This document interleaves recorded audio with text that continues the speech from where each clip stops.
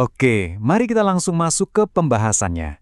Pernah nggak sih kamu lagi asyik-asyiknya nongkrong, terus tiba-tiba suasana berubah jadi canggung luar biasa karena teman baikmu pelan-pelan bilang, "Eh, boleh pinjam uang dulu nggak?" Tiba-tiba, udara di sekitar berasa berat banget kan? Jujur aja, nyangpurin urusan persahabatan sama keuangan pribadi itu salah satu hal paling bikin serba salah. Di satu sisi, kita pengen banget jadi teman yang suportif. Tapi di sisi lain, alarm di kepala kita udah bunyi keras, ngingetin kalau ini tuh rawan banget ngerusak hubungan. Nah, di paparan kali ini, kita bakal bedah tuntas masalah utang antar teman ini dari akar masalahnya sampai solusi praktisnya. Kita bakal ngelewatin 5 poin utama nih, mulai dari melihat ironinya, ngebedah sisi psikologi dan sosiologisnya, belajar cara paling elegan buat nolak pinjaman, etika waktu kita terpaksa harus nagih, sampai ngomongin soal legalitas perjanjian utang. Kita masuk ke bagian pertama, ironi utang antar teman. Coba deh kita pikirin, kenapa ya jaring pengaman finansial dadakan ini justru sering banget jadi pembunuh berdarah dingin buat persahabatan kita. Kamu pasti udah nggak asing kan sama meme viral yang satu ini? Nah, yang bikin menarik, candaan ini tuh sebenarnya nangkep ironi sosial yang paling dalam. Niat awalnya kan agar silaturahmi tidak putus, tapi realitanya, transaksi pinjam-meminjam ini malah memicu kecanggungan kronis yang pada akhirnya beneran mutusin silaturahmi. Uang tuh kayak punya cara ajaib buat ngaburin batas antara rasa solidaritas dan kalkulasi ekonomi. Dan masalahnya, ironi ini makin parah karena budaya kita sendiri. Ya, kita kenal banget sama yang namanya ewuh pakewuh. Rasa sungkan ini bikin dinding psikologis yang tebel banget. Kebayang gak sih? Pihak yang ngutangin terpaksa diem nahan kesel karena takut dibilang materialistis kalau nagih. Sementara itu, pihak yang minjem juga mungkin lagi pusing dan ngerasa malu banget. Sampai akhirnya ngambil jalan pintas paling ngeselin, menghilang alias ghosting. Jadi, persahabatan hancur bukan karena adu mulut, tapi karena komunikasi yang diem-diem membusuk. Lanjut ke bagian kedua, psikologi dan sosiologi utang. Kita perlu mendiagnosis nih, apa yang sebenarnya bentrok di dalam kepala si peminjam dan si pemberi pinjaman. Nah, ini dia momen ahanya. Sebuah studi dari Morfinsky dan Shani di tahun 2022 membongkar kalau konflik ini terjadi karena beda frekuensi. Si pemberi pinjaman itu pakai pola pikir komunal. Artinya mereka pengen jaga harmoni dan nganggap uang itu kayak kredit sosial buat mempererat hubungan. Tapi, si peminjam justru beroperasi pakai pola pikir pertukaran. Buat mereka, utang ya utang, sebuah transaksi ekonomi yang bikin beban moral dan bikin ngerasa inferior. Dua pola pikir ini bertabrakan keras. Pemberi pinjaman nungguin uang balik tanpa harus ditagih. Si peminjam malah ngerasa tertekan dan jadi defensif. Dan ini secara brilian ngebantah mitos kalau utang tuh bakal kelupaan dengan sendirinya. Selamat datang di apa yang disebut paradoks ingatan. Faktanya, orang yang ngutangin itu ingat jauh lebih detail. Rata-rata mereka bisa kepikiran sampai 5 kali setahun. Sedangkan yang minjam, entah karena defensif atau ngerasa udah lunas lewat kebaikan lain, cuma ingat sekitar 3 atau 4 kali. Jadi kalau kamu pikir utang kecil bakal dilupain, wah salah besar. Itu justru jadi bom waktu di ingatan. Pergeseran dinamika ini sering banget dimanfaatin sama orang temen yang punya sifat finansial toksik. Kamu harus ekstra hati-hati nih sama tipe-tipe ini. Pertama, the user yang mendadak ramah cuma pas butuh duit. Terus ada the leech, si parasit yang literally jadiin kemurahan hati kamu sebagai rencana pensiun mereka. Dan jangan lupa the drama queen, yang jago banget manfaatin cerita sedih buat meres simpati dan dompet kamu. Mereka tuh ngejadiin pertemanan sebagai jaminan pinjaman. Dampaknya, bukan cuma uang yang hilang, tapi kesehatan fisik dan mental juga bisa hancur. Kehilangan teman gara-gara uang itu, secara klinis, seringkali terasa lebih menyakitkan daripada putus cinta loh. Kenapa bisa gitu? Karena kombinasi stres mikirin uang dan rasa dikhianatin teman itu memicu reaksi fisik yang parah.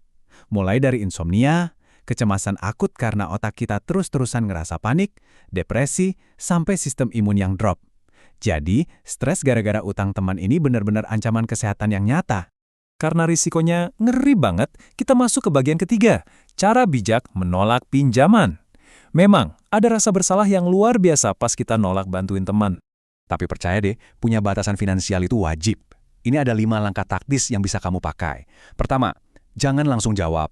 Beli waktu, minta waktu 24 jam buat mikir objektif. Kedua, tanya pelan-pelan uangnya buat apa.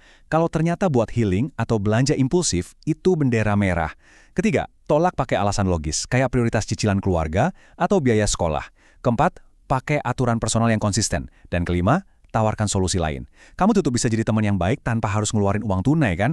Misalnya bantu promoin usahanya. Nah, poin krusialnya ada di kalimat ajaib ini. Kalau kamu mau nolak tanpa bikin mereka baper atau cemburu, pakai deh strategi aturan universal ini. Dengan bilang kalau ini adalah prinsip hidup kamu ke semua orang, kamu menghilangkan unsur personalnya. Teman kamu nggak bakal mikir kalau kamu ngeraguin kemampuan bayar dia. Ini murni soal aturan logis kamu, bukan penolakan yang subjektif. Tapi, gimana kalau uangnya udah telanjur dipinjamkan? Nah, kita masuk ke bagian keempat, etika dan cara menagih tanpa harus memicu Perang Dunia Ketiga. Kalau harus nagih, kamu harus main cantik kayak diplomat. Mulai dari fase 1, pendekatan empati. Tanya baik-baik secara privat, jangan langsung nyerang. Kalau mereka mulai pura-pura lupa, masuk fase 2. Gunakan humor taktis buat ngingetin. Masih buntu? Masuk fase 3. Tegas. Tunjukin bukti transfer dan kasih opsi dicicil aja nggak apa-apa. Nah, kalau mereka malah kabur, baru deh kita ke fase 4. Libatkan pihak ketiga atau keluarga sebelum masalahnya benar-benar harus masuk ke ranah hukum. Buat fase kedua tadi, contoh humor taktisnya tuh bisa kayak gini. Kamu bisa chat, wah jangan dikasih janji manis terus ya, lama-lama bisa diabetes nih saya. Yuk diselesain tagihannya. Pendekatan kasual begini bikin saraf mereka nggak tegang. Bikin mereka senyum kecil tapi sekaligus sadar kalau kamu itu nggak lupa sama utang mereka. Ini jelas jauh lebih elegan dan efektif daripada ngirim chat panjang lebar pakai huruf kapital semua. Biar nggak nyampe ke drama penagihan yang panjang, solusinya ada di bagian kelima ini. Legalitas perjanjian utang. Waktunya kita buang jauh-jauh mitos kalau minta surat utang itu berarti nggak percaya teman. Nyatanya, di mata hukum kita, bikin surat perjanjian tertulis itu justru melindungi rasa saling percaya tadi. Lewat surat perjanjian utang piutang atau SEPUP, kesepakatan informal bisa punya kekuatan bukti yang solid di bawah KUH Perdata. Dokumen ini tuh ibarat perisai. Dia ngelindungin kamu sebagai pemberi pinjaman dari teman yang les, dan sebaliknya, ngelindungin teman kamu dari perubahan bunga atau tagihan yang tiba-tiba. Dan tenang aja, bikinnya nggak perlu pakai bahasa hukum yang bikin pusing kok. Cukup pastiin 4 elemen ini ada, KTP yang jelas biar nggak salah orang, berapa angka pinjamannya dan kapan harus lunas, gimana cara bayarnya, dan yang paling penting tanda tangan di atas materai. Kertas sederhana ini bakal jadi garis pembatas yang jelas antara niat bantuin teman sama transaksi hukum yang sah. Mari kita lihat gimana hal ini bisa bereskalasi lebih jauh. Karena nyatanya, batas antara sengketa utang biasa sama kasus kriminal itu tipis banget. Bayangin gini, teman kamu minjem uang bilangnya buat beli susu anak, tapi diam-diam uangnya malah diputar buat main kripto atau judi online. Berdasarkan pasal 372 KUHP, ini bukan lagi utang macet biasa, ini udah masuk penipuan dan penggelapan. Kalau kamu punya surat perjanjian yang nyatet tujuan awal pinjaman itu, hukum bakal sepenuhnya berpihak ke kamu. Nah, kita udah ngebahas logikanya, sisi psikologinya, sampai ke ranah hukumnya. Tapi sebelum paparan ini selesai, ada satu kisah sejarah yang menarik banget buat direnungkan. Dulu ada tokoh bernama Qais bin Sa'ad. Suatu hari dia sakit, tapi anehnya nggak ada satupun temannya yang datang ngejenguk. Ternyata teman-temannya pada malu karena masih punya utang ke dia. Tahu soal itu, Qais malah langsung memutihkan dan mengikhlaskan semua utang mereka detik itu juga. Dan hari itu juga, rumahnya langsung penuh sama kehangatan sahabat-sahabatnya.